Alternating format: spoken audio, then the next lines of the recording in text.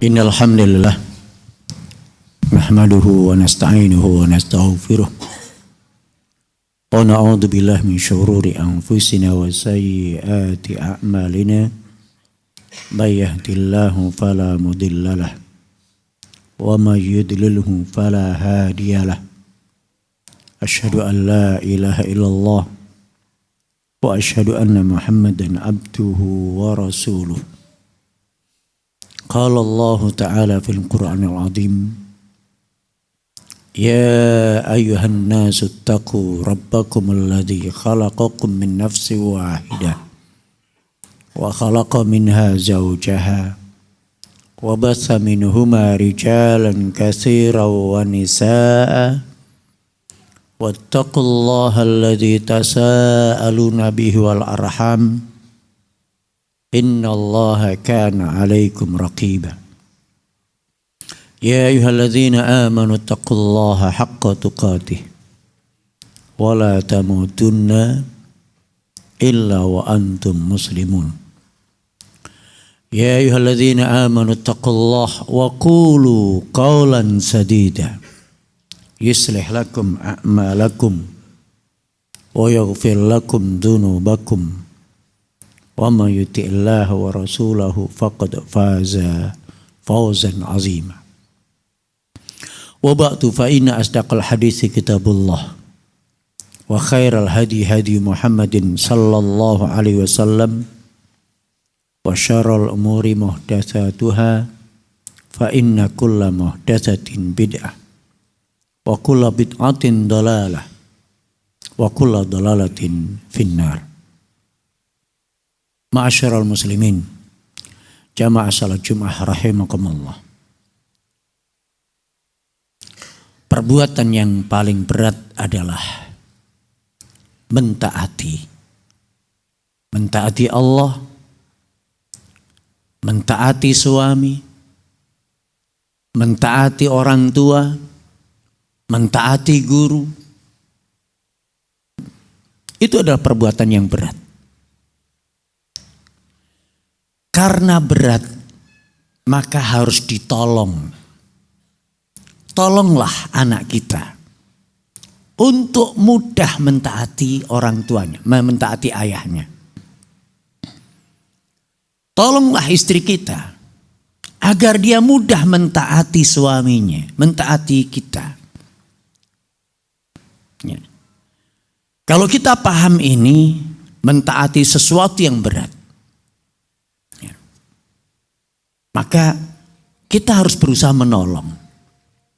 Oleh karena itu dalam sebuah hadis Rasulullah SAW mengatakan, rahimallahu walidan a'ana waladahu ala birrih. Semoga Allah merahmati orang tua yang menolong anaknya untuk berbakti kepadanya. Lihat, semoga Allah merahmati orang tua yang menolong anaknya untuk berbakti kepadanya. Untuk berbakti kepada orang tua itu butuh ditolong. Qalu kaifa ya Rasulullah? Para sahabat ketika itu bertanya, bagaimana cara menolongnya ya Rasulullah? Qala yaqbalu ihsanahu wa yatajawazu an isaatih. Engkau apresiasi, engkau hargai, engkau terima kebaikan dan kelebihannya. Fokuslah, lihatlah kebaikan dan kelebihannya. Apresiasi, puji, dan maafkan. Lupakan kekurangan dan kesalahannya. Hadis ini diriwayatkan oleh Ibnu Hibban dalam kitab As-Sawab. Hadis dari sahabat Ali bin Abi Thalib dan Abdullah bin Umar. Sanadnya dhaif. Akan tapi maknanya benar, baik. Ya. Di sini kita mau mengambil pelajaran dari hadis ini. Bahwa sekali lagi, yang ingin memiliki anak yang patuh kepada ayah, Maka ayahnya, tolonglah anak kita agar mudah mentaati kita. Tolonglah anak kita untuk mentaati kita agar mudah berbuat baik, mentaati, berbuat berbakti kepada orang tuanya. Kita jangan hanya menuntut anak mentaati kita. Jadi anak yang soleh, patuh sama ayah, patuh sama ibu. Tapi bahasa kita ke anak kasar. Selalu mengkritik terus, nyalain anak terus. Fokus kita hanya kesalahan anak, kekurangan anak. Kita nyinyir terus, marah terus, kritik terus. Bagaimana anak akan mentaati, mudah mentaati kita, mendengarkan apa perintah kita. Kalau kita selalu salahkan terus, bentak terus, mengancam terus, berat buat anak untuk mentaati. Orang yang hanya fokus, yang dilihat adalah kekurangan dan kesalahan terus. Di mata sang anak, aku itu gak ada baiknya di mata ayah. Aku salah terus, gak ada benarnya. Aku tuh goblok, bodoh, gak pinter. Karena selalu disalahkan. Hubungan kita dengan anak rusak gara-gara kita gak bisa mengapresiasi, gak bisa melihat kebaikan dan kelebihan anak. Tapi kalau kita bisa melihat kebaikannya, kita lupakan, kita maafkan kekurangan dan kesalahan anak. Karena dia masih anak-anak. Dia masih belajar. Akalnya belum sempurna. Logikanya belum jalan. Perasaannya belum terasah. Dia masih semaunya. Karena dia masih anak. Egoisnya masih tinggi. Maunya bermain terus. Itu anak-anak. Kita yang harus memahami anak, bukan anak memahami orang tua.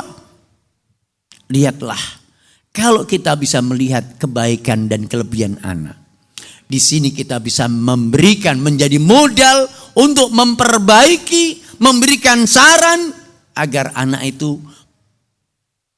mengurangi kesalahan, kekurangan yang ada pada dirinya. Anak suka caci maki, tapi dia suka menghafal Quran, rajin. Masya Allah, nak. Alhamdulillah, terima kasih nak, kamu sudah rajin baca Quran. Tapi nak, akhlaknya penghafal Quran itu nggak boleh caci maki, nggak pantas. Lihat, di sini kekurangannya dia suka caci maki, tapi dia ada kelebihan. Apa? Dia rajin murojaah, rajin baca Quran. Ini yang kita jadikan modal untuk memuji dia dulu, kemudian kita minta dia mengurangi, memperbaiki kesalahan dan kekurangannya. Yang seperti ini tidak ada yang terluka pada diri anak kita. Mudah dia mentaati orang tuanya, mematuhi, mengikuti arahan dan nasihatnya. Akan tapi kalau kita hanya bentak terus, marah terus, ngeritik terus, nyalain terus, lama-lama anak kita itu bosan dengan kita. Rusak hubungan kita dengan anak. Oleh karena itu, para jamaah sekalian, hadis ini betul sekali. Dalam rangka menolong anak kita agar dia mau berbakti, mudah berbakti kepada kita. Tolonglah, jadilah orang tua, ayah yang mudah mengapresiasi, memuji anak kita. Dia pulang dengan cepat. Makasih nak, sudah pulang lebih cepat. Dia mau sholat di masjid. Terima kasih nak, sudah jadi anak saleh, sholat 5 waktu di masjid. Pernahkah kita sampaikan seperti itu? Baiknya kita diam, salahnya kita kita nyinyir. Itu kebanyakan dari kita. Baiknya dia udah sholat 5 waktu, kita diam, gak ada apresiasi. Dia udah mau belajar, kita diam, gak mau ada jempol. Salah sedikit kena bentak, salah sedikit kena pukul. Bagaimana kita akan memperbaiki akhlak kita dengan anak? Bagaimana kita akan bisa memperbaiki bengkoknya anak? Kalau di mata anak, di mata ayah, aku itu bukan anak soleh. Aku selalu salah. Tidak ada kebaikan pada diriku. Dia merasa terasing. Perasaannya hancur. Gak ada bukti cintanya seorang ayah kepada anak. Gak ada bukti cintanya orang tua kepada anaknya. Anak gak merasakan itu. Karena selalu disalahkan, dimarah. Guru juga seperti itu. Jadilah guru yang mudah dan sering mengapresiasi, berikan jempol, berikan pujian untuk menggerakkan dia lebih aktif lagi, lebih motivasi lagi, lebih semangat lagi untuk mentaati, melakukan ketaatan kepada Allah. Ya. Aku qouli hadza wa astaghfirullah lakum innahu huwal ghafurur rahim.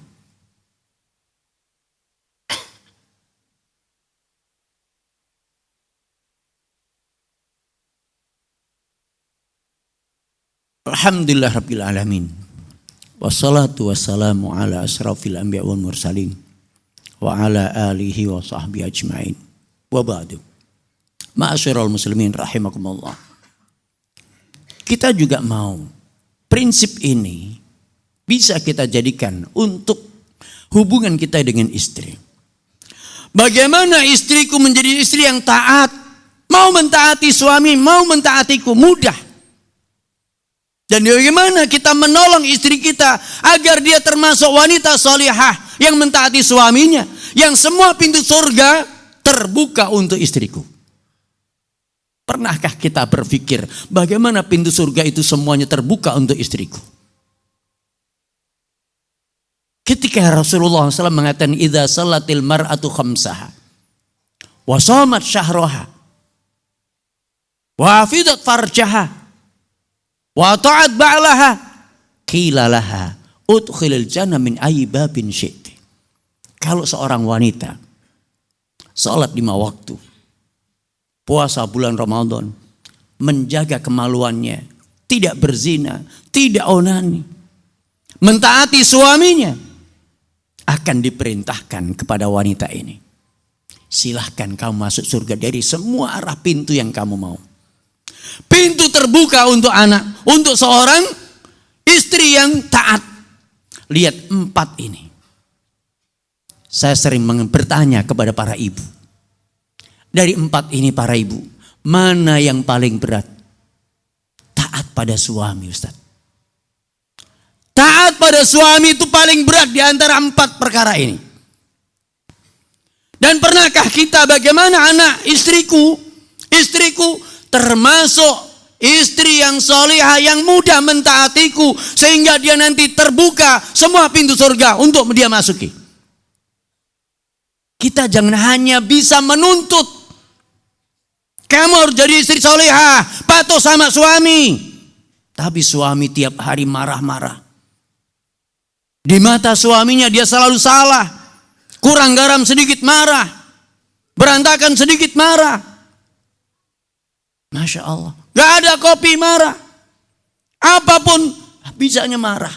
Kita gak pernah berpikir bagaimana kita menolong istri kita menjadi istri salihah yang semua pintu surga terbuka untuknya. Dengan cara mengapresiasi, pujilah istri kita, cantiknya, pintarnya didik anak, sabarnya dalam mendampingi anak kita yang nakal dan kurang ajar. Pinternya dia merawat rumah.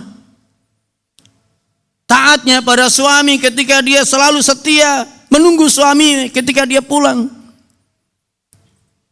Lihatlah sisi kelebihannya, kurangnya perbaikilah dengan cara sampaikan dulu kelebihannya. Masya Allah, abang senang sekali, bersyukur sekali punya istri seperti kamu. Akan lebih enak lagi. Abang akan lebih bersyukur lagi kalau kami bisa merawat rumah dengan lebih rapi. Enak. Gak ada yang terluka, gak ada yang disakiti. Mudah baginya untuk merawat rumahnya, memperbaiki rumahnya. Karena sebelumnya udah disampaikan.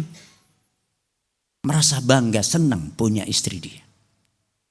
Tapi kalau kita hanya bisa nyinyir, nyalain terus, ngeritik terus, lama-lama hilang cintanya kepada suaminya. Bosan hidup bersama suaminya. Itu yang merusak hubungan kita dengan istri. Itu yang merusak hubungan kita dengan anak. Karakter hanya bisa menyalahkan. Karena yang di zoom, yang dilihat adalah kesalahan dan kekurangan. Kita lupa dengan kelebihan dan kebaikannya. Ini orang yang kufur nikmat. Hamba yang bersyukur adalah hamba yang selalu melihat kebaikan-kebaikan Allah. Nikmat-nikmat Allah yang diberikan kepada kita. Kita nggak pernah. Inilah hamba yang selalu bersyukur. Melihat kebaikan Allah begitu banyak pada diri kita. Nikmat Allah begitu banyak pada diri kita. Kita nggak pernah melihat kekurangan pada diri Allah. Aku belum, ya Allah kenapa engkau masih memberikan kemiskinan kepada aku? Enggak. Kalau masih mengeluhkan seperti ini, ya Allah kenapa aku masih sakit? Kenapa masih miskin? Kenapa masih ini? Ini hamba yang kufur nikmat. Tapi hamba yang bersyukur melihat kelebihan, kebaikan, nikmatnya Allah Ta'ala kepada kita. Demikian juga kita terapkan hamba yang bersyukur terhadap anaknya. Lihatlah kelebihan dan kebaikan anak-anak kita. Lihatlah kelebihan dan kebaikan istri kita. Inilah cara pandang kita. Lupakan kesalahan dan kekurangannya. Dan kita fokus pada kelebihan dan kebaikannya. Itulah cara menjadi hamba yang pandai bersyukur. La yashkurullah man la yashkurun nas. Tidak dianggap syukur kepada Allah yang tidak bersyukur, tidak terima kasih kepada manusia. Enggak terima kasih kepada anaknya. Enggak terima kasih kepada suaminya. Enggak terima kasih kepada istrinya. Karena yang dilihat kekurangan dan kesalahannya. Oleh karena itu para jamaah sekalian, hendaknya kita selalu memperbaiki. Berpikirlah bagaimana anakku mudah masuk surga. Dengan cara kita menolongnya. Memberikan apresiasi, memujinya, kebaikan-kebaikannya. Bagaimana suami istriku mudah masuk surga dari semua pintu. Dengan cara mengapresiasi, memujinya. Sehingga dia mudah mentaati kita. Itulah cara-cara kita. Bagaimana syariat yang suci itu sudah memberikan panduan-panduan yang luar biasa. Ya. Semoga Allah Ta'ala memberikan kemudahan kepada kita. Untuk selalu memperbaiki karakter kita. Dalam bermuamalah dengan anak dan istri-istri kita. Innallaha wa malaikatahu yusalluna ala nabi ya ayyuhalladzina amanu sallu alaihi wa sallimu taslima. Allahumma salli ala Muhammad wa ala ali Muhammad kama sallaita ala Ibrahim wa ala ali Ibrahim wa barik ala Muhammad wa ala ali Muhammad kama barakta ala Ibrahim wa ala ali Ibrahim innaka Hamidum Majid. Allahumma ighfir lil mu'minina wal mu'minat wal muslimina wal muslimat al ahya'i minhum wal amwat innaka sami'un qaribun mujibud da'wat wa ya qadiyal hajat. Rabbana dalamna anfusana wa illam taghfir lana wa tarhamna lanakunanna minal khasirin. Rabbana hab lana min azwajina wa dhurriyyatina qurrata a'yun waj'alna lil muttaqina imama. Rabbana atina fid dunya hasanah wa fil akhirati hasanah wa qina adzabannar. Wa sallallahu ala Muhammadin wa akhiru da'wana anil hamdulillahi rabbil alamin. Aqimissalah.